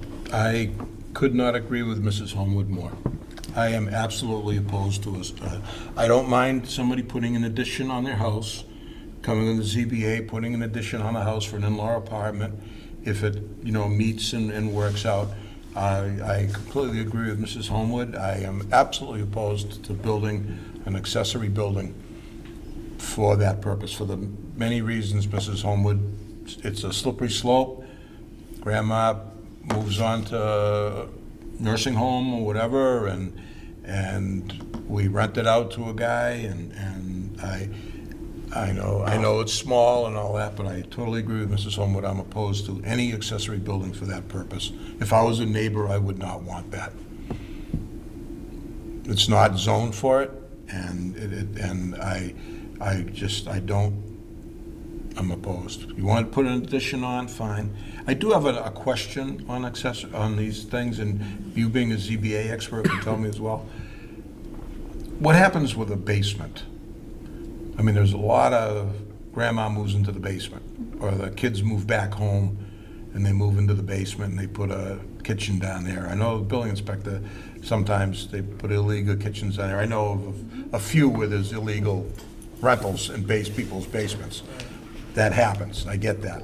But We're trying to give a pathway for that not to happen. is there a requirement somewhere in the bylaw that allows for a basement to be converted into an in-law apartment? No. It has, That's what this is trying to well, do. yeah, but I mean, you Yeah. you have egresses in basements, you have. So you have to have the one independent means of egress. But it Which would a have lot to of be- walk-in basements have. I mean, Right, you know. exactly. It really comes down to whether or not it's a living unit. Yeah, no, I agree with Mrs. Homewood. I do not like the idea of accessory buildings being used for rental. My only concern about that, and maybe I'm just thinking around extra corners, there are certain neighborhoods where there might be housing stock that are viable opportunities for investors to buy up a series of these little 1950s ranches, 1,200 square foot houses. And it makes sense for them to buy it, rent it, and then build an accessory unit, and that transforms a neighborhood from an owner-occupied family neighborhood to essentially and nothing against renting property. I have no issue with that, but I wouldn't want to change the character of entire neighborhoods in the town. And maybe it wouldn't happen, but it's a concern that if somebody can generate, $8,000 a month rental by renting a single-family home and then this 900 square foot accessory building or whatever the dimensions are, So that it may that's just be an limited to investment the opportunity. Detached, though, just to clarify. I'm sorry? We're just talking about detached. Detached, yes. ADUs. But yeah, detached accessory dwelling unit that can be rented to a completely unrelated person. So now you've got, there's opportunity there, economic opportunity. I know that by design and intent, it's you're looking to increase housing stock and make low-cost housing for relatives, but or whoever. Whomever. But I also am concerned that it would drive an investment type of situation. That's a good point. The biggest source I would see, I think the biggest demand would not necessarily be constructing outbuildings, especially given the average lot size in Norwood. Yeah. I think what you'd see a lot more of, and again, when I worked in Westwood, we did have an accessory apartment bylaw, and so I did field requests and Yeah. got to view plans and saw what it actually looked like when people were trying to build one. It was a lot of finished space in pre-existing detached garages. That was very Yes. common, was finishing the space above a detached garage. Now, in Norwood, properties are smaller, homes are older. There may Lots are not be as smaller. many of those, but I don't want you to just think about the tiny home. That is certainly one part of that, but you may also be looking at requests from people to finish off space that they already have. Well, I have less concern about the attached, finishing off that Bonus empty room. space, for lack of a better word, in somebody's house, which, like you said, in Norwood, there's not as many big two-stall garages with the huge attic above it that you'd Right. see in, let's say, Westwood. But there are opportunities to do it in town, and if somebody, I think the intimacy of having it attached to a primary residence would Achieves that lend access. itself more to this intended use. Okay. And then I don't mean to suggest that I would have a problem with rental properties or anything. I just hate to see the character of a neighborhood change. And because I don't think that's an intent. Anyway, thought. Yeah, I got a question, Sarah. Section 8.2.3.4, use and dimensional regulations. First one is the building commissioner may issue a building permit authorizing. Has the building commissioner reviewed any of these and given comments and feedback? Yeah. Okay. And this incorporates, some of his feedback. Okay, We good. had a long conversation on the egress issue. Good, all right. A long conversation on incentivizing or disincentivizing folks to do permitted work. Mhm. To do what? Permitted work. It's very, He has to have the permit and yeah. be able to satisfy To the put in building the kitchen. commissioner, the fire, Yeah. and so forth. Joe? Yeah, this also, the governor is looking at this time, is that, she's spearheading this. Do we know where that stands right now? So there's proposed language, it's in the housing bond bill. It goes before the legislature, that's usually passed early in the calendar year. The benefit of passing our own bylaw before that passes is that we would not be playing catch-up, where the building commissioner could receive building permit applications that would not necessarily have the controls that we're working in here.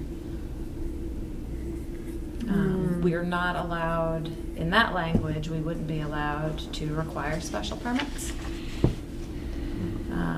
But I can do a little bit more research to see what standards we could make on detached units. Because it sounds like I'm hearing support for this as written for additions or retrofits of existing interior space in the primary dwelling unit. But that line in the sand is for any detached accessory structure on the lot. Well, Debbie cited statistics of, properties, and I'm wondering how many of those single families really are realistically eligible for a detached unit under this metric. A detached? Yeah, like, Okay, so based on I the setbacks don't- and the parking and all that. Well, and you could create the Detached, setback. that's what I'm saying. You could create the, I mean, Yes, there are. I if can there tell are you. setbacks that would make you feel more comfortable with that idea, Yeah. you could certainly set those, and that would be the easiest Well, path no- to it, no, but that's not what I'm. No, I'm- even as written though, I'm wondering, and then just, I would say Thinking out loud. in most of your S1 and definitely in S2, sure. or S1, the 15,000. I mean, S1 and S2 districts, There's plenty of room back there. plenty of room back there. Yeah. And I'm, And now you're again, talking more driveways Any of us could. and more cars, and I'm not, Like, any again, of us could do it. Yeah. I get where you're going with it, I just completely disagree with it. And it's not just about my neighborhood, but I said when I look out the window, I can give you 4 blocks. Every one of them could put an accessory building out there. We got plenty of room. We're an S2 district. Some of us have less square footage than others, but, I mean, I didn't even go up by the cemetery. There's some big, deep lots in the back. We have to do parking. It's gonna just change. And, you know, we're all not gonna live in the houses that we're living in, even if we wanna put grandma in the in-law. And then the next, I think we have to think beyond our mortality, beyond the next generation is gonna buy these houses, and they've got to heat it, they've got to maintain it, so they've gotta rent it. Now you've got somebody that's just bought a decent-sized single family, but it's got a detached unit in the back. Well, they don't have grandma, and they don't have teenage kids that they wanna get the hell out of the house. Okay, so I'll go back to the drawing board, and I'll rewrite to remove the possibility of a detached. And I'll do a little bit of research just to see where that would leave us, Well, on a compliance basis with. well, just to make sure potential though, state it's like a law. little informal straw poll. Are we universally opposed to detached or only in very unique situations? Do you want no detached ADUs? United? Joe? I just wanted to say that I think just walking in not too close to my house, but in some streets, I did see some detached garages, and it looked like they have something up above where people are living up there. Yeah. Or it could be, probably one person, it could be a teenager. Sure. Do you have I any? have seen them at No, there's, I mean, They're there's, there. they're there. I've seen even for like what used to be commercial uses or professional uses, and there's a few around town. I can think of a few. Do you have any thoughts about completely detached ADUs? Just Yeah, I wouldn't, I agree with everyone here. Not to go on and on, but I've seen it down the Cape where, they slid in a small garage and now they're renting it out for $2,000 a week, on what's it, VRBO or whatever. Now you have a frat house next door for the weekend and, yeah. Well, I guess you got your feedback. What else, anything else other than the detached, any of the other language that changes here? Any other comments that I should incorporate before I bring another draft back? So, guys, sorry to interrupt, I just need to switch battery real quick. All right. So we're gonna pause. Yeah. Okay, I will Take a All right. recess. Come back to the Norwood Planning Board. We were discussing the proposed zoning amendment of the, regarding ABUs, and I don't know who had the floor at the time. Joe? No, who was the one? I think it was Sarah was just Sarah was asking if speaking. there's any more questions. Yeah, so, Okay. this one, it's not as time sensitive as the 3A one, so Yep. I will incorporate any feedback that you have, if that's all the feedback, and I will bring back another draft for you in 2 weeks. All right, Debbie has more feedback. I do have just one more. Oh, and that- well, Debbie was. Oh, good. No, Debbie, what do you got? Okay, number 5, a building or portion of building intended as living quarters of single family. Can we put something in there about configuring it so it's fits? We're not putting a addition on that we have a contemporary and a cape or something? Like a design element? Yeah, can we do that? I don't know if we really. Are you looking at number 5 under the definitions of dwelling unit? That's a Yes. definition. All right, well, I didn't know exactly where to, I've That's taken not a couple examples, I'll get you the addresses where we put a cape with a ranch Well, there's a And it- couple of those in town that are Right. pretty obvious. Right, Yeah. and Um, can we have some design standards on, to do an in-law, you have to, Closest to a design standard that's in here is that any new separate outside entrance that serves an ADU shall be located on the side or the rear of the building. We can, if you have ideas on design standards, let me know, and then I can It's 900 square feet. kind of run. It'd be kind of difficult to really see if they're enforceable. legislate design on. why? If you're not, so you throw up a prefab, so you've got I'm just thinking outside. I guess you it know, depends what you're You're starting gonna stick a Container. side on it, like a container or Shipping like container. a. One Well, of those off the Cape. well, I mean, I'm just, Done. the ones I'm talking about Yeah. that are two completely different buildings, so now Just stuck to you've each got a other. big side yard, and instead of doing stick built or whatever, you do, Talking about additions, yeah, Yeah. well, this is what she's saying, Right. attached to it, you're Well- getting 900 square feet. Should the addition speak the same design, Yeah. architecture of the main dwelling unit? Can we say that? But if somebody comes along and adds something to it, there's a nice unique feature, and it looks great and fantastic, but is not the same. you can try that. I don't know how Yeah. legal it is. Yeah. You're not in a historic district. Exactly. And I if don't I know was a what you can homeowner and assert that. says, who are you to tell me I can't build up the way I want? Agreed. Exactly. Just like cutting down trees. If you're in a historic district where it's, Well, they do it in Westwood, don't they? we don't have a Doesn't it design. have to, doesn't it have to comply with the? Dedham has that. Dedham So has it. Westwoods has language, unless all it's the changed zones. since I worked there, but the language there is, it must maintain the appearance of a single family. There you go, that's all I'm There you looking go. for. All right. But theirs is by special permit only. Which means the board gets to sit down, the ZBA gets to sit down and look at design plans and kind of, they have the authority to be able to say, you know, this is visually compatible with the neighborhood. Can we do that? ZBA has the experience to do that. For something that's by right, that puts that on the building commissioner, which is a level of discretion that typically building enforcement doesn't employ. Why can't we do that? Because this'll be by right?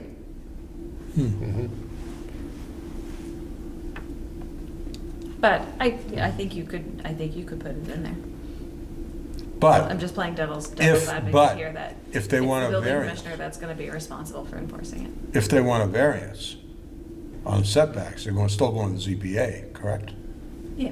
Yep. So if they don't meet, if they say, okay, the side setback is 15 feet, and I want to get it down, I'm going to reduce it to 10, Like any other addition. they're I was going to gonna go say, to the that's- ZBA. Why would this be different than any other addition? It really wouldn't be. That in is- that yeah. respect. Joe, did you have a comment or question? Oh, just, we were talking about this is going to be coming down from the governor.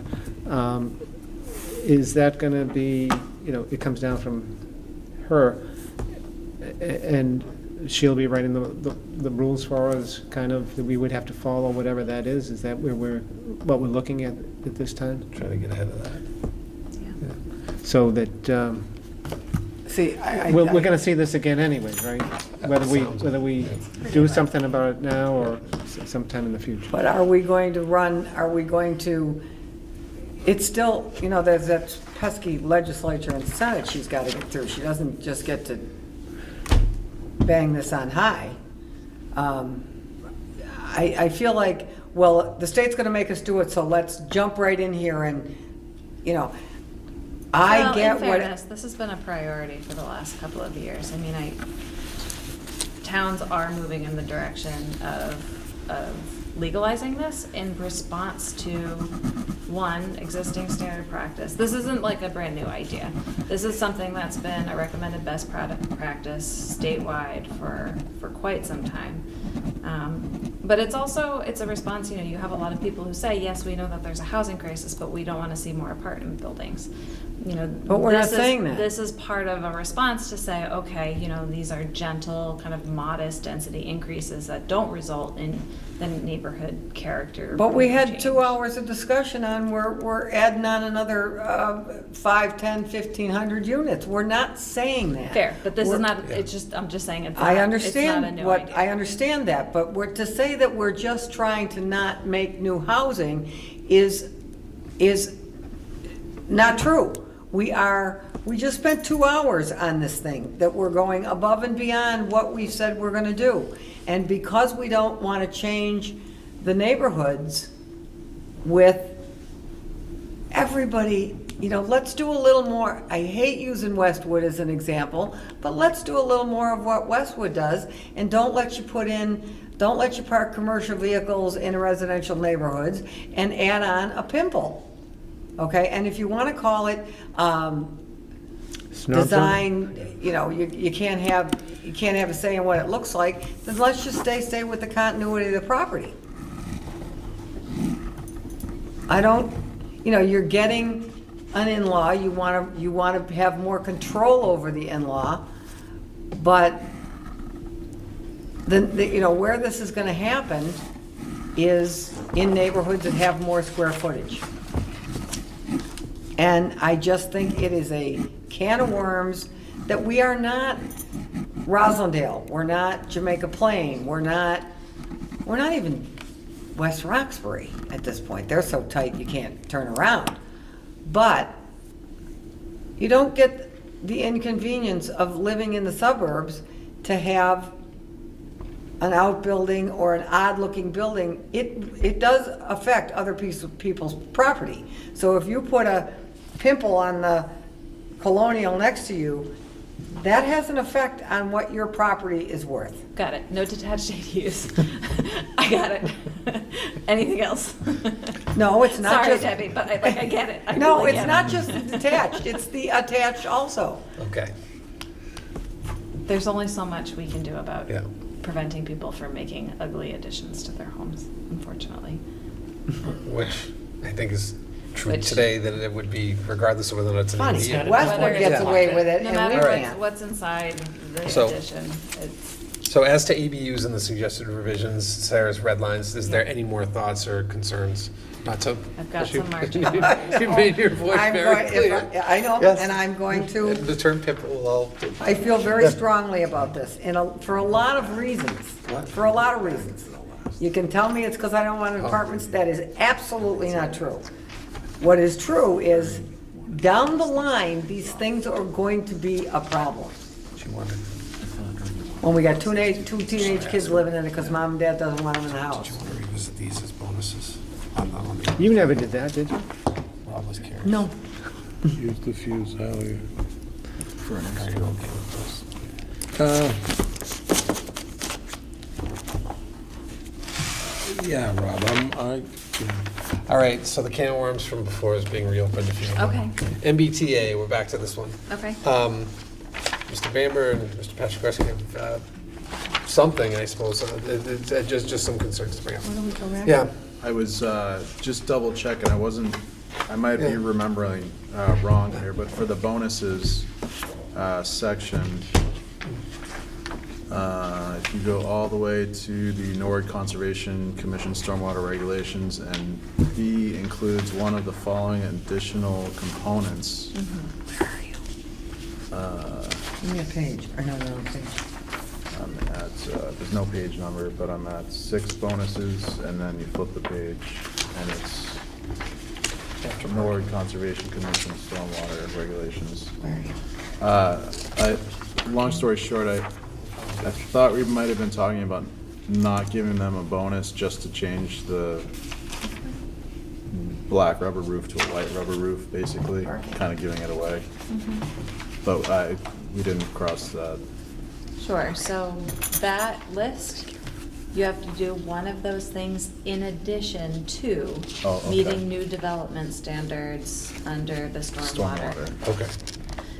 So it says, one additional story of height may be granted by special permit in exchange for a development that both, A, fully meets new development standards for stormwater in the Mass Stormwater Handbook, and the Norwood Conservation Commission stormwater regs, and B includes one of the following additional components.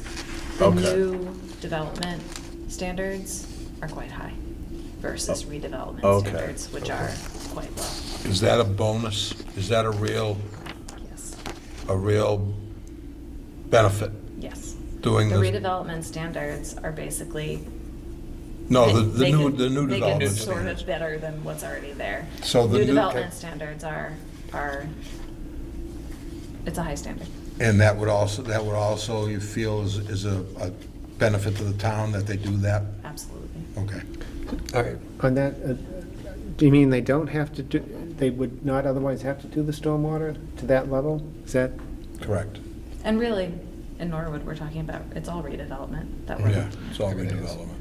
So basically, they do what's there, and they may have to improve some things, but All right. So does that Does that answer satisfy your question? concern?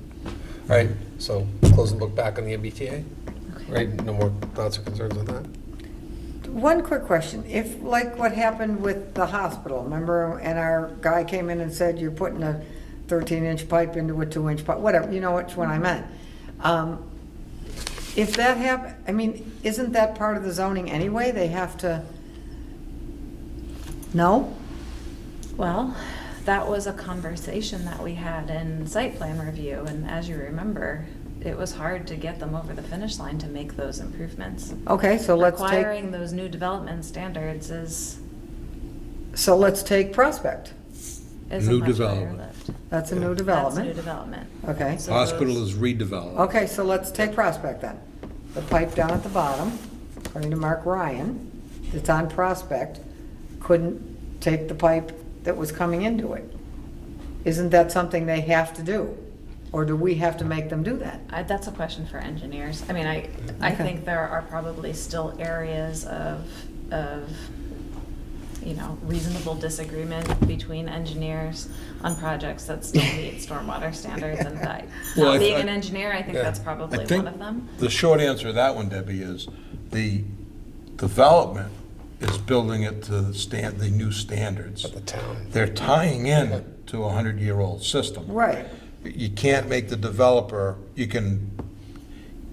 Mark Ryan says that the old system can handle the water. If he says that. He's the engineer, and Tetra Tech also said it'll work. So you have two engineers that say it'll work.